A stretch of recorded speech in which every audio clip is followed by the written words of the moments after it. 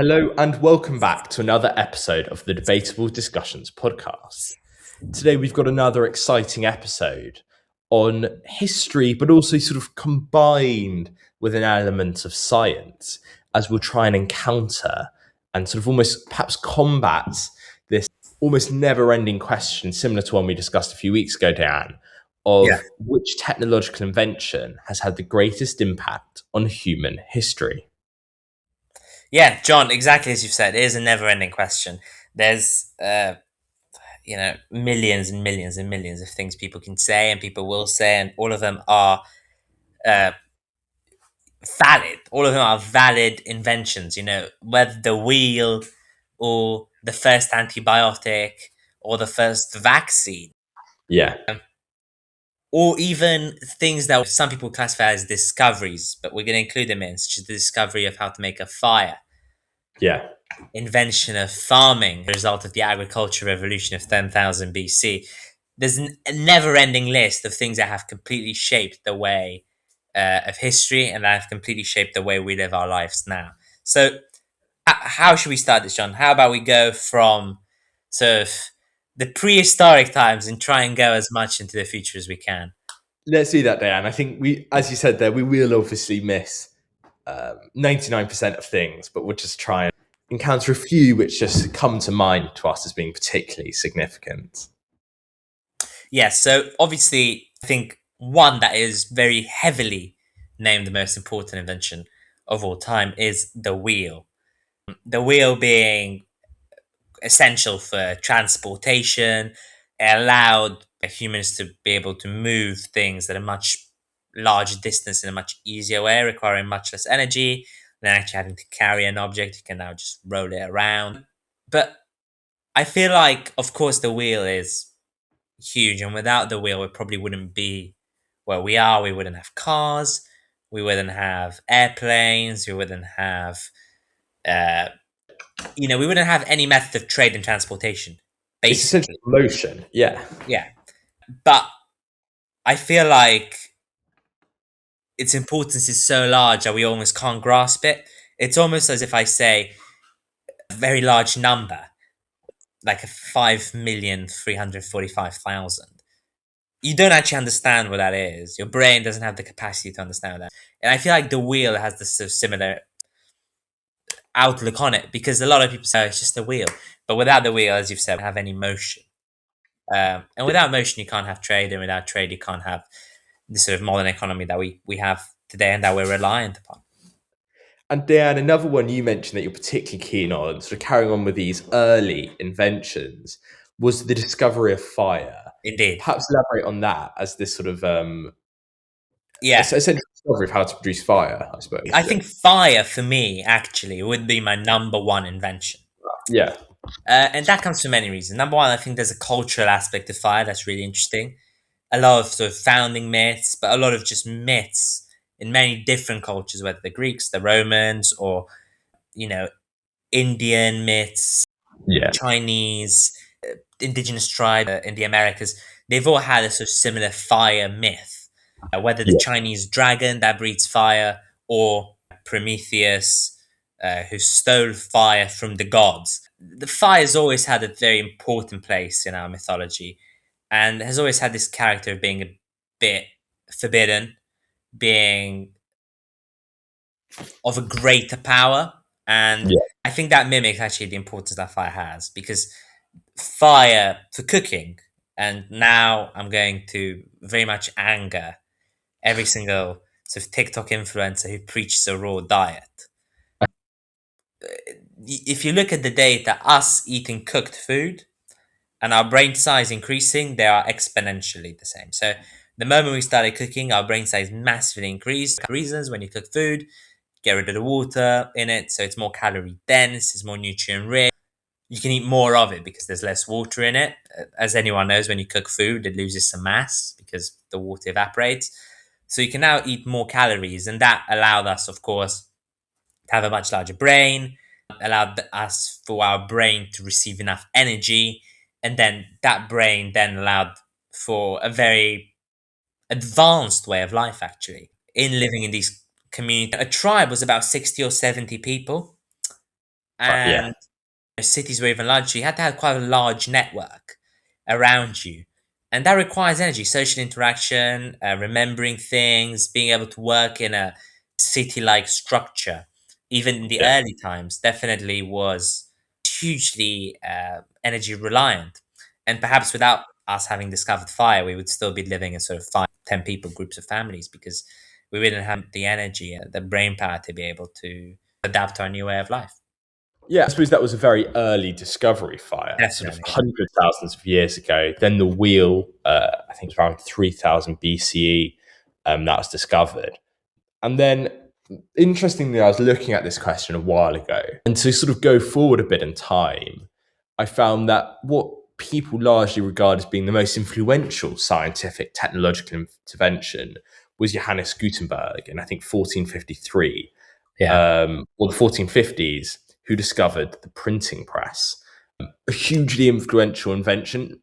Many actually do believe that it was invented in China earlier, but nonetheless, Gutenberg revolutionized the medium in which human interaction occurs. Now, one could print, literally print on paper, and it led to this easier sort of dispersion and almost engagement with ideas on a level never seen before. Yeah. It allowed for religion to spread. So I think that's really interesting. Parallel with Gutenberg, in my opinion, is the internet, Yeah. created in the 60s and 70s. That's almost internet revolution that was across the world, was similarly about changing the medium in which humans communicate. Like Gutenberg's discovery of the printing press in the 1440s and 1450s, the internet revolutionized human understanding. It changed all the different almost patterns of history, political history, military history, economic history, because it changed the medium and the basis of human interaction, which completely revolutionized human society. I think that for me is a sort of early modern human invention, which is hugely significant, the printing press. Yeah. As I said, it's largely regarded as perhaps being the most influential, just because paper, until perhaps the mid 19th century, was the basis of human interaction, the basis almost of human society, other than the spoken language. Now, one can say the internet has replaced that.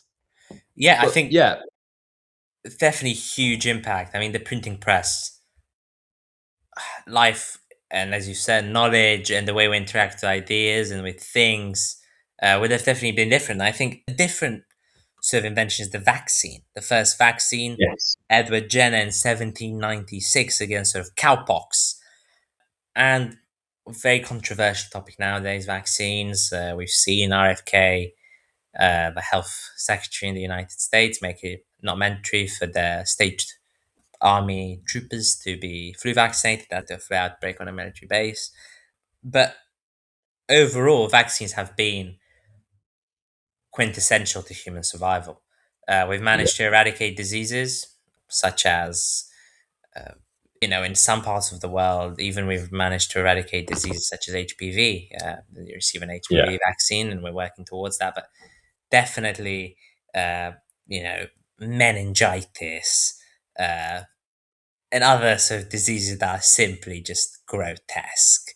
I mean, you definitely would not want to contract meningitis yeah, or typhoid fever, yellow fever, and I think the vaccines have been huge in that, especially Edward Jenner. Of course, polio it would being the big one. Managed to eradicate polio in most parts of the world, thankfully. But it's very interesting to look at how the world will have looked like, especially with the COVID pandemic, the impact that the vaccine has had on that period in time, actually managing to restart the economy. But another concept that's from the health related sphere as well, antibiotics, discovered yeah, by John Fleming, Imperial College, in one of the hospitals. Penicillin actually being the first antibiotic discovered from a fungus that naturally produced, and then they've managed to isolate it and produce it on scale. But without antibiotics, it would be a very different world. We would have yeah, a vast number of diseases that now are quite mild or not necessarily mild, but very treatable and not worth a panic that previously not even that long ago, sort of 100 years ago, would have been fatal to a very large Yeah. amount of the population. Well, Diane, I'll offer a perhaps an even bolder claim, but related to that. I think developments in human medicine have Yeah. had actually some of the biggest impacts on military history. So if you go Wow. back to sort of the 19th century, wars like the Boer War had more people died from illness than they did from actual combat. Similarly, in World War One, so many large cause, I think it was about a third of deaths in the war came from illness. Then after there was the Spanish influenza, which killed more people than World War One itself. If you follow that almost through to the Second World War, a huge priority of, I think it was Douglas MacArthur's campaign in the Pacific, was actually to make sure that his soldiers didn't die of illness Yeah. rather than battle. Because I suppose if you died of illness, it meant the military very ineffective. Yeah. So I think developments around there, I think penicillin, that was further developed around the war. Is it chloroquine, which was the Malaria. artificial Yeah. synthetic development of quinine to combat malaria? Yeah. These were huge inventions for World War II, which enabled the Allied forces to fight effectively. Yeah. Really important because, as I said before, in the 19th century, a huge cause of illness and war, a huge cause of death and conflict, that was illness. Yeah. So I think that's really interesting. Yeah. It's very interesting, and I definitely didn't know. I think it's sort of a very obvious thing to think about it, but it's quite Yeah. hard actually to make the leap of how health-related inventions have changed military history. But you're definitely right, and I think if we look back at medieval conflicts, definitely they had a massive problem in the fact that they simply were not sure of the numbers they would have on a given day for battle, and even something like a flu or even a sort of common cold could prove fatal. But perhaps to move to something in the realm of technology. And a lot of people say artificial intelligence is the invention of definitely of our lifetimes, but perhaps of the whole history of humanity. Perhaps this is the sort of final invention we can actually have, which is artificial intelligence, before the artificial intelligence will start inventing new things. Yeah, I don't know. To be honest, I actually do think that artificial intelligence is a huge invention, but it's definitely superseded by the internet, in my opinion. I think Yeah. the easiest way of just showing that is that artificial intelligence only exists because of the internet. Yeah. The internet is the platform which enables so many other inventions. The internet, in my opinion, the internet was probably the biggest actually invention in human history because it completely revolutionized human society in a way that no war, no economic theory, no philosophical political theory has ever done. It completely changed the way humans live across the world. It led to concepts like globalization and so many other things. And the internet, so I do think the internet definitely supersedes AI, hence how it led to it. It actually means that AI can exist only because the internet exists. But I think AI hugely profound change in the internet. It's going to sort of change largely the human workforce. There's been a huge concern about it. And I think I think a big thing about AI for me when I think of it is that it's really going to challenge how we value human nature, Yes. how we value things like human creativity Yeah. or human interaction, for example. Yeah. Now, if you call, let's say, a help desk, it's sometimes an AI bot. Yeah. Are we going to start valuing a human voice? And I think we should over a robot voice. So I think Yeah, that's a really, definitely. yeah. Yeah, I think AI. We'll see how it goes, and we'll see how far we can develop it until maybe it will start thinking for themselves, rather than being a sort of large language model, as ChatGPT and the other one is on out at day. But another invention going back Oh, yeah. far, perhaps one of the most important inventions as well, together with fire. For me, is farming as a result of the agriculture revolution of 10,000 BC, which changed the way humans operate from being hunter gatherers to living in a sort of modern city like structure. Obviously, much smaller, but in a stable structure that was different to the hunter-gatherers in the sense that you would always come back to the same place. A hunter-gatherer would move and would camp and would sleep wherever as long as there was food available. Meanwhile, after this agricultural revolution, we've started settling down on places with good soil so that we can create our own food and we can not be so reliant upon catching animals. What do you think, John, about the impact of this? I think the impact of the agricultural revolution was huge, but I actually think largely the history of farming has had an immense impact on human Yeah. society. You mentioned the agricultural revolution there, Diane, which had a sort of structural effect on society. Before the episode was recorded as well, I was talking to Diane about ammonia. Diane, you do A-level chemistry, so you knew about this Haber process, Yes. which you can create ammonia, which is the basis of fertilizers. Before the sort of 20th century, I suppose, how to fertilize food and farming were a huge concern. There was a limit to the extent you could farm a field, with soil erosion and the limit of the nutrients in the soil. Yeah. And it led to, I think it's very well known, but the Malthus theory, in which human agricultural production just wouldn't be able to support a growing population because people viewed that as being a natural limit to food production. However, the invention of artificial fertilizers completely revolutionized it because it means that the population can continue to grow without agricultural food production being a worry, simply because you can just create more and more fertilizers to enrich all this soil. And that really, I suppose, helps population growth in a huge way. It does lead me to think, Diane, that I do believe that chemists have fundamentally changed human history. Yeah. It's things like fertilizer we mentioned there, or the invention of penicillin, for example, Yes. or chloroquine to Yeah. combat malaria, are huge inventions. Another one which fundamentally changed human life, human society after World War II was plastic. Yeah. These were one of the things that were synthesized during the Second World War and became really commonplace after. I think the plastic industry hugely grew post the war. That was a scientific chemical discovery. Another one I'll finish on, which I think is hugely influential, and I was reading about it recently, is the discovery of synthetic rubber in the USA during and leading up to World War. So rubber was a huge concern for the US. They believed that their rubber supply from Southeast Asia would be cut off during the war, Yeah. the Japanese occupation. And rubber is essential, really, for human life in many ways. Transport pretty much all involves rubber: cars, planes, boats, as well as so many other things that we rely on. However, in the US, they synthetically managed to produce rubber, which cuts this dependence on Southeast Asia. It meant that the Japanese occupation of these places in 1941 was less worrying because they didn't now need to depend on their natural resources. It also largely just being able to synthesize chemicals and produce things like plastic. It interestingly meant that the whole notion of colonization and colonies really changed after World War II.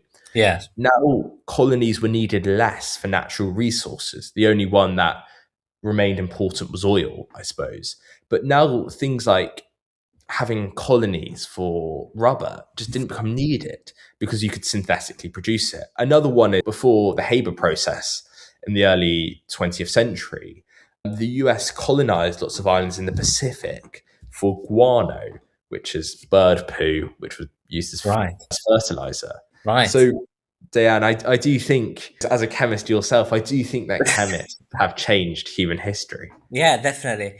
And I was having a conversation very recently about chemists sort of being, frankly, a bit crazy because in order for us to get to the point we are today, you've had people, sucking hydrochloric acid with their mouths because there was no other way of getting it, and playing with some very dangerous chemicals without any sort of precautions, and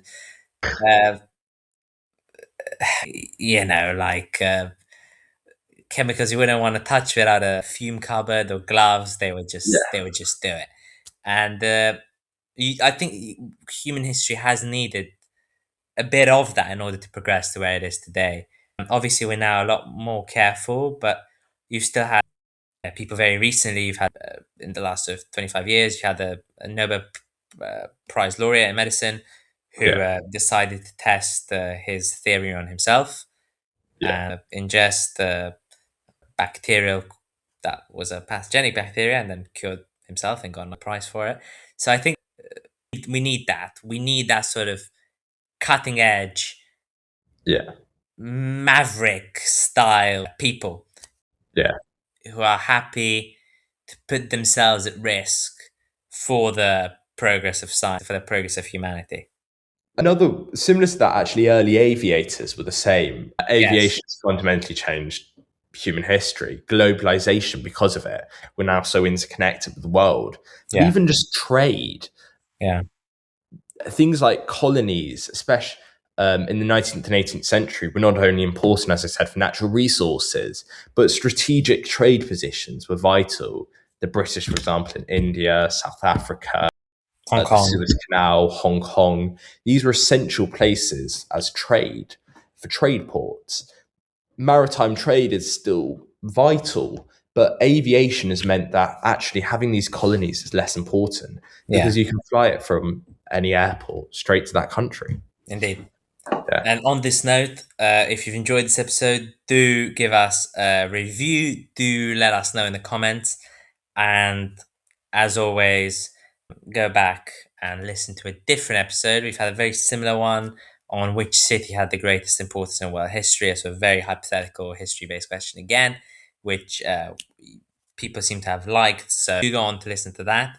And we will be back soon, hoping with some guests. And we'll see you in a couple of weeks. We'll see you then.